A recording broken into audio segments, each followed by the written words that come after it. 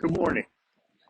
I'm standing here in front of Stoyers Dam, which is in my home state of Pennsylvania. If I was to get an accurate reading or an accurate mapping of what the dam looked like underneath her, I could probably just walk out there and use a regular tape measure because it's really not that deep. But the explorers of the past really didn't have that option. So they had to come up with an ingenious way of measuring and mapping the ocean floor. So what they did was that they tied a cannonball to the end of a rope, and then every 6 feet they would tie a knot, and that would be considered a fathom. They would throw it over the top of the rail, and depending on how many knots were in the would go to the ocean floor, when it would become slack, that's when they would know how many fathoms that part of the ocean was deep.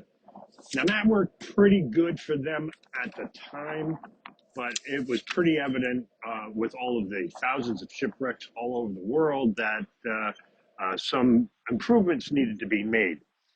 If we jump ahead a couple hundred years, we eventually had the invention of sonar, which helped tremendously in mapping the ocean floor by bouncing sound waves off the ocean floor and giving us a true picture of where the mountains and the gullies and the valleys and the trenches were. It was very obvious that a more accurate mapping system was needed. So, with the invention of sonar, we were able to get a super accurate picture of the ocean floor. However, with the cost of doing this, only 20% of the ocean floor has been mapped. Imagine, if you will, a basketball court in this lake representing 20% of the ocean floor just being mapped.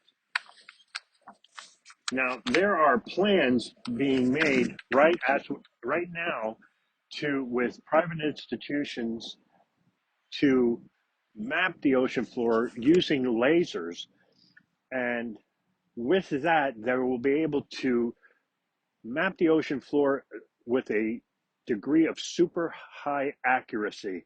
They will be able to see mountains and trenches and ridges never before seen uh, in the history of science. Now, what does that mean for the governments? What does that mean for me and you? What that means is the governments can take that information, and for safety reasons they can give it to their military, and the military can travel in depths very safely now without the risk of having to without any kind of collisions.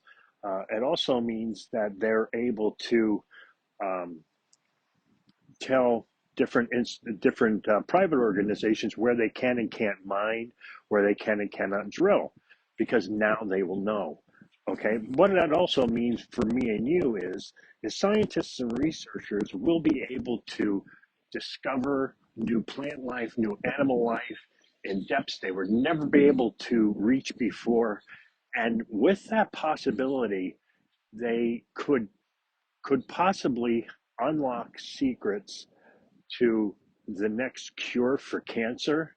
They could also possibly unlock the secrets for the missing ingredient for the next vaccine for the next pandemic. My name is Steve Young, and I want to thank you for listening to my presentation.